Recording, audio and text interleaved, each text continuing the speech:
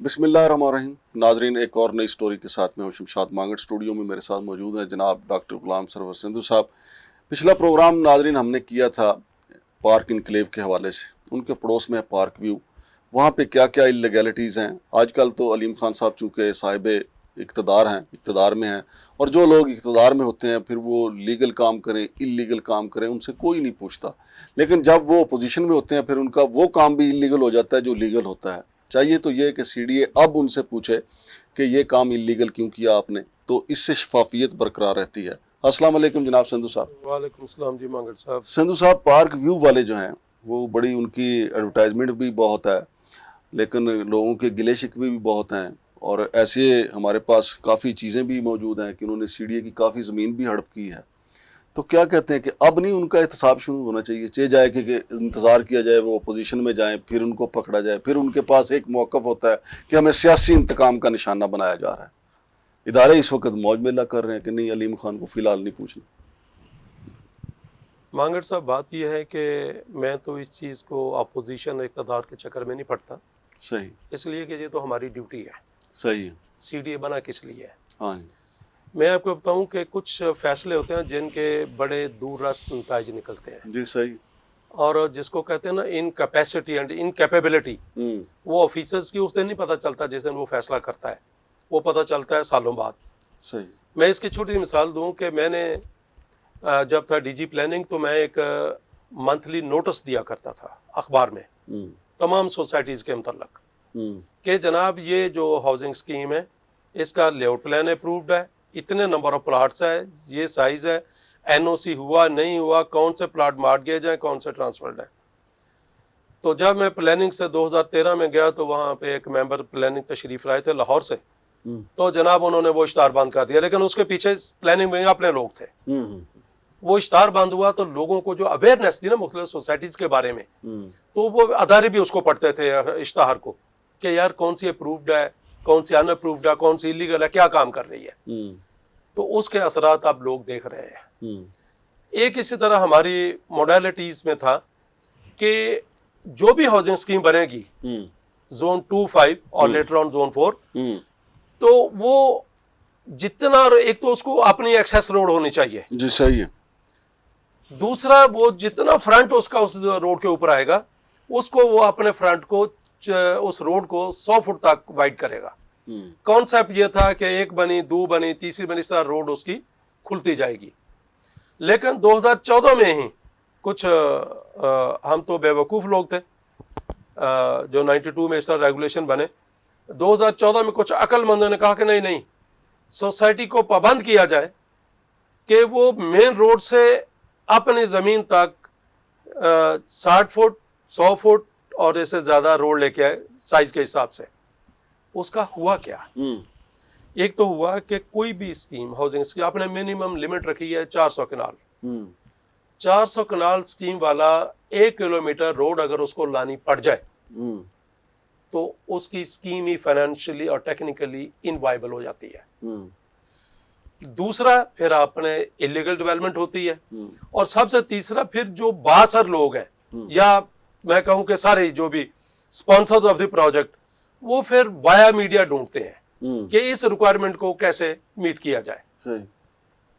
तो इसी तरह ये पार्क भी जो है, एक मैं बात क्लियर कर दूं, वेरी गुड डेवलपमेंट, इसमें कोई दूसरी राय नहीं है। सही। प्लानिंग बहुत अच्छी है और डेवलपमेंट बहुत अच्छी कर रहे हैं, दिस इज गुड एडिशन। लेकिन बात यह कि दो तीन चीजें देखने वाली हैं, वो अदारे को देखनी चाहिए। क्या क्या? नंबर 1 कि इसकी जो एक्सेस रोड है, पहली बात तो ये बड़ा स्पेशल केस है, इसके लिए पूरी स्कीम रिवाइज करके, एक पूरी फार्मिंग स्कीम उसको कहते हैं, उसको पूरी स्कीम को रिवाइज करके, पहले कोई रोड उस स्कीम की नहीं लगती थी इधर, सही, तो पूरी स्कीम 2014-15 में इसको रिवाइज किया गया और इनके लिए एक सड़क वहां तक इन तक जोड़ी गई, पार्क व्यू तक। नंबर 2, फिर उन्होंने वहां पे बनाई नहीं है। सही। उन्होंने अपने हट के बनाई और बड़ी सीधी सी बना ली। सही। वो सारी सीडीए की एक्वायर्ड लैंड है, और जो सड़क जहाँ पे और सीडीए के उस वक्त के प्लान में, और शायद आज भी, मुझे नहीं पता, अगर लेटेस्ट उसको रिवाइज कर दिया हो, तो अभी भी वो अपार्टमेंट्स या कमर्शियल एरिया है। सही है। ठीक है जी। लेकिन उनको तो एक्सेस चाहिए थी। जब आपने उनका गला घूंटा या तो उनको वही रहने देते। हाँ जी।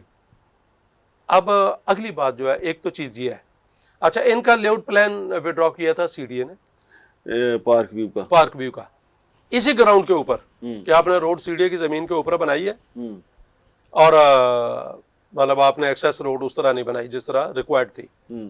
मैं समझता हूं उसमें सीडीए ने इनको तंग किया था। नहीं करना चाहिए था। नहीं करना चाहिए तो उसके लिए तरीकाकार होता है। आप बाद में जो चीज उस वक्त एप्लीकेबल नहीं थी वो आप एप्लीकेबल कर रहे हैं रेट्रोस्पेक्टिव इफेक्ट से, मतलब छेड़छाड़ की टेबल पे लाने के लिए। बहरहाल वाला आलम।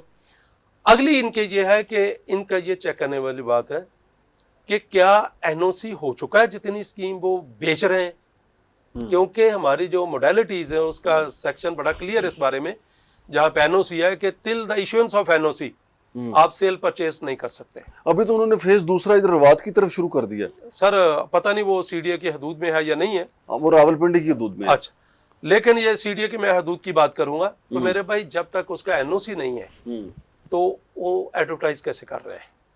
वो तो बेच बुटा भी दिया उन्होंने तो सर। उनकी लिमिट क्या है, कहां तक उनका एलओपी अप्रूव्ड है, कहां तक उनका एनओसी है। तो ये चीजें फौरी देखने वाली हैं और इसमें मेरा ख्याल कबाहत भी कोई नहीं, उनको गाइड भी किया जा सकता है कि जी ये डॉक्यूमेंट्स आप लेके आए, हम आपको एनओसी देते हैं अगर आपके ये स्टैंडर्ड्स पूरे हैं।